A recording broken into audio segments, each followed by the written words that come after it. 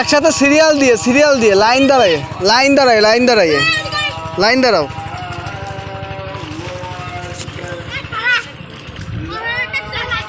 না আগে লাইন দাঁড়াতে হবে, একজনের পিছনে একজন।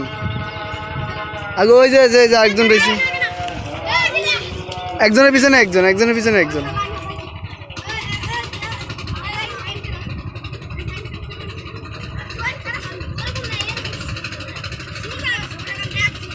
হ্যাঁ রেডি।